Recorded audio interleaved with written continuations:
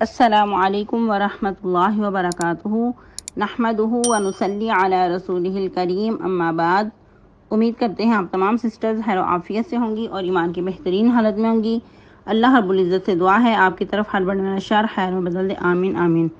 پیاری سسٹرز، ہم لوگ سورہ نساء کی آیت مبارکہ 130 تک ترجمہ تفسیر پڑھ چکے تھے۔ آج کا لیسن آیت مبارکہ 131 سے سٹارٹ کریں گے۔ اعوذ باللہ من الشیطان الرجیم وَلِلَّهِ مَا فِي السَّمَاوَاتِ وَمَا فِي الْأَرْضِ وَلَقَدْ وَصَّيْنَا الَّذِينَ أُوتُوا الْكِتَابَ مِن قَبْلِكُمْ وَإِيَّاكُمْ أَنِ اتَّقُوا اللَّهَ وَإِن تَكْفُرُوا فَإِنَّ لِلَّهِ مَا فِي السَّمَاوَاتِ وَمَا فِي الْأَرْضِ وَكَانَ اللَّهُ غَنِيًّا حَمِيدًا وَلِلَّهِ مَا فِي السَّمَاوَاتِ وَمَا فِي الْأَرْضِ وَكَفَى بِاللَّهِ وَكِيلًا إِن يَشَأْ يُذْهِبْكُمْ أَيُّهَا النَّاسُ وَيَأْتِ بِآخَرِينَ وَكَانَ اللَّهُ عَلَى ذَلِكَ قَدِيرًا مَنْ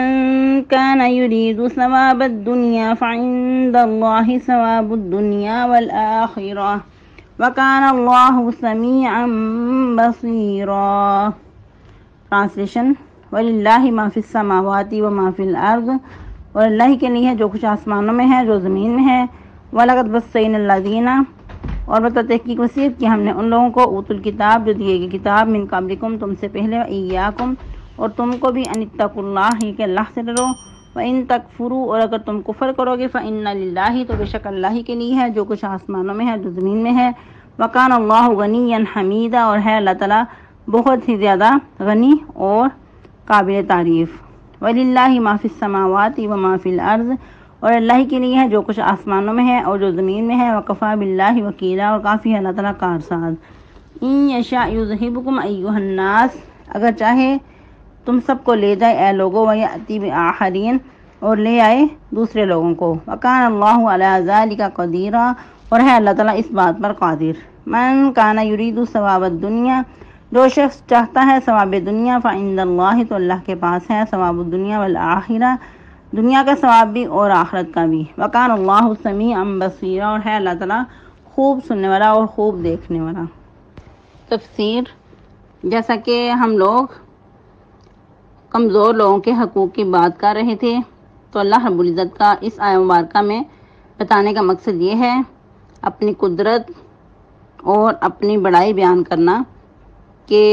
جو کچھ آسمانوں اور جو کچھ زمین میں ہے سب کچھ اللہ ہی کا ہے، کہ اگر تم لوگ کسی کے حق میں کوئی کمی کرو گے تو اللہ کی جو ذات ہے، اللہ کی بڑائی ہے، اس کے اندر کوئی کمی نہیں ہے۔ اگر تم اچھا کرو گے تو اس میں تمہارا ہی فائدہ ہے، اللہ کا نہ کوئی اس میں نقصان ہے اور نہ اللہ کا کوئی فائدہ ہے۔ اللہ تعالیٰ ہر قسم کے فائدے اور نقصان سے بے نیاز ہے اور لائق حمد و ثنا ہے۔ مزید اللہ رب العزت یاد دہانی کروا رہے ہیں، وَلَقَدْ وَصَّيْنَا الَّذِينَ أُوتُوا الْكِتَابَ مِن قَبْلِكُمْ وَإِيَّاكُمْ أَنِ اتَّقُوا اللَّهَ کہ تحقیق تاکیدی حکم دیا تھا ہم نے ان لوگوں کو جو اہل کتاب تھے تم سے پہلے اور تم کو بھی، یہ کہ اللہ سے ڈرتے رہو، یعنی کہ اللہ سے ڈرتے رہنا۔ اگر اللہ کے احکامات کی پیروی نہیں کرو گے، اس کی پرواہ نہیں کرو گے تو اس میں تمہارا ہی نقصان ہے۔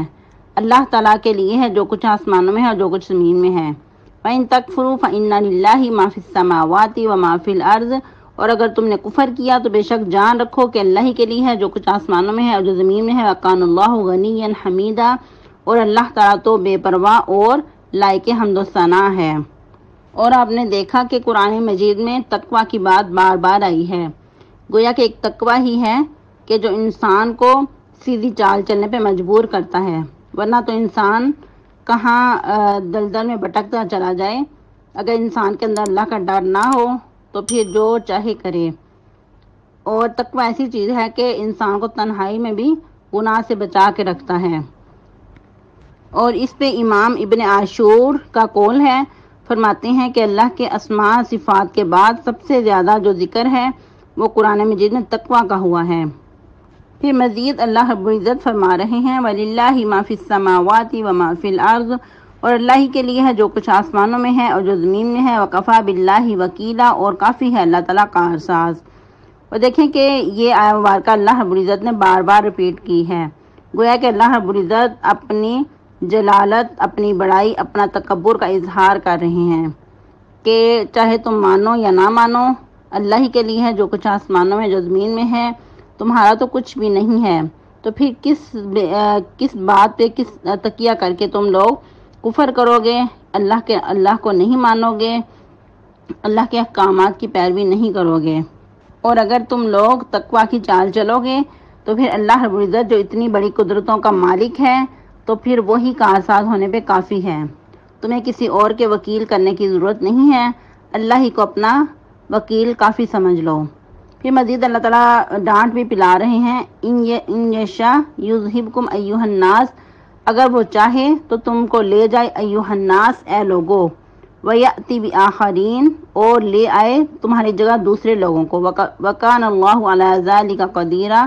اور جان رکھو کہ اللہ تعالیٰ اس بات پہ قادر بھی ہے۔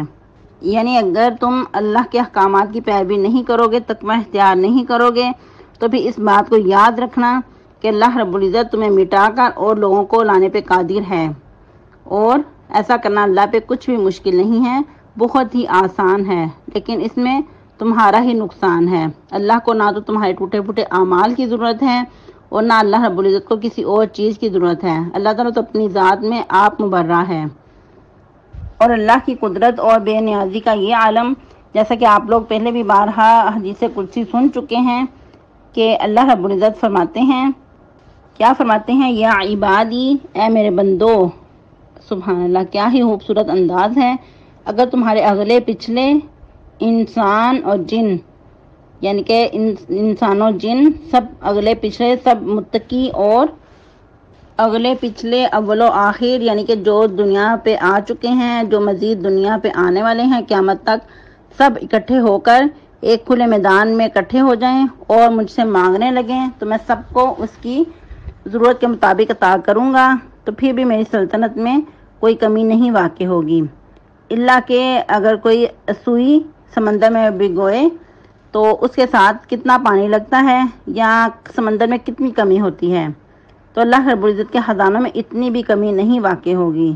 سبحان اللہ، کتنی خوبصورت یہ حدیث مبارکہ ہے۔ تو پتہ کیا چلتا ہے کہ انسان کے ایمان کی کمی ہوتی ہے، کہ انسان اپنی سوچ کے مطابق اللہ سے مانگتا ہے۔ جب بھی دعا کیا کریں تو یہ دعا کیا کریں، اللہ تعالیٰ آپ کے خزانے تو بہت وسیع ہیں، آپ کے خزانوں کی اتنی وسعت ہے کہ آپ جتنا مرضی ہمیں عطا کر دیں پھر بھی آپ کے خزانوں میں کمی نہیں ہے، تو یہ ہماری ضرورت آپ پوری کرنے پہ قادر ہیں، یا ہمیں یہ عطا کرنے پہ قادر ہیں۔ اللہ کو اس کے خزانوں کی قدرت کا واسطہ دے کر دعا کیا کریں۔ پھر مزید اللہ کی بے نیازی پہ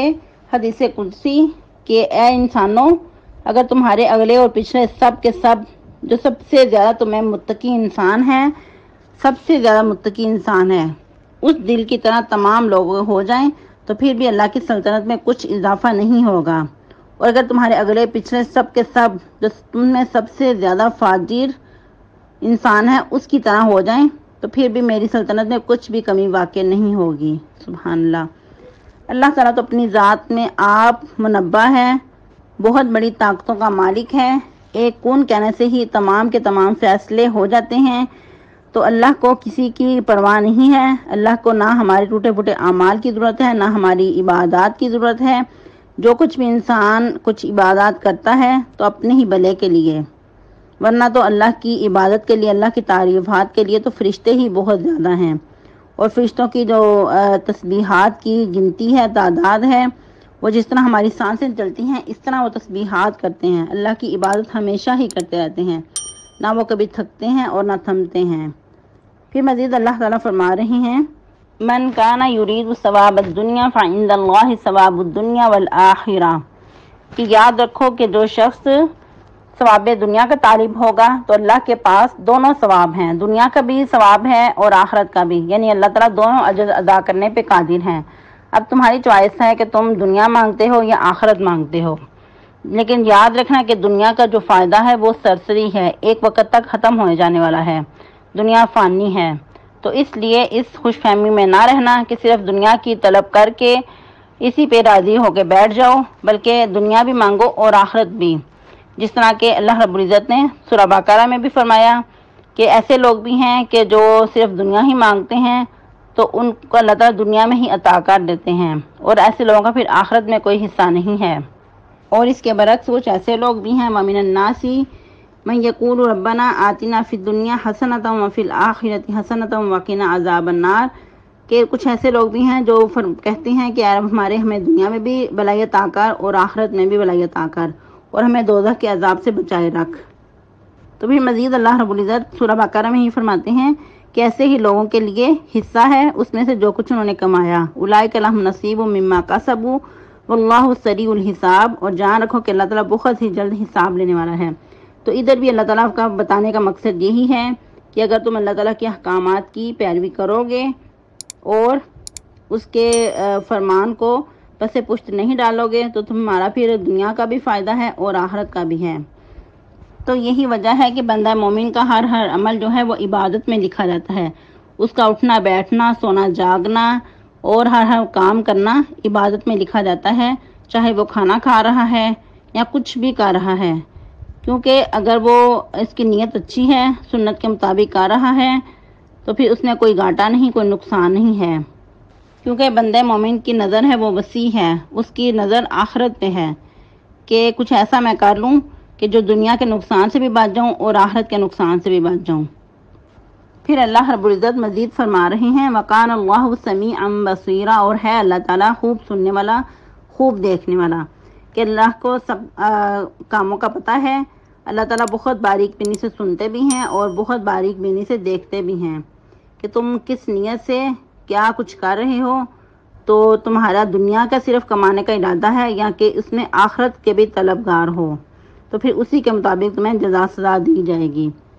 تو آپ لوگوں کا ہوم ورک ہوگا کہ اس پہ اپنا جائزہ ضرور لیجئے گا، اور ربنا آتینا والی دعا کثرت سے پڑھیے گا، ربنا آتینا فی الدنیا حسنۃ وفی الآخرۃ حسنۃ وقنا عذاب النار، آمین۔ اور اس کے علاوہ جیسے بار بار رپیٹ ہوئی وَلِلَّهِ مَا فِي السَّمَاوَاتِ وَمَا فِي الْأَرْضِ، تو اس پہ بھی اللہ کی حمد و ثنا بیان کرتے ہوئے لا الہ الا اللہ وحدہ لا شریک لہ لہ الملک ولہ الحمد وہو علی کل شیء قدیر، اس کی پوری تسبیح کیجیے گا۔ اور صبح و شام کے اذکار میں سبحان اللہ و بحمدہ، تو اس کی بھی لازمی تسبیح کیجیے گا، اور اپنا معمول بنائیں کہ صبح و شام کے اذکار لازمی کریں اور اس میں اس تسبیح کو کبھی بھی نہ بھولیے۔ اور اس کے علاوہ آپ لوگوں کو جو کہا گیا تھا کہ 14 اگست کے حوالے سے آپ نے کچھ اس بار اسپیشلی کرنے کی کوشش کرنی ہے، تو اس میں آپ نے ضرور بتانا ہے لیسن سناتے ہوئے لاسٹ پہ کہ آپ لوگوں نے کیا پلاننگ کی ہے۔ سبحانک اللہم ربنا و بحمدک نشہد ان لا الہ الا انت نستغفرک و نتوب الیک، والسلام علیکم ورحمۃ اللہ وبرکاتہ۔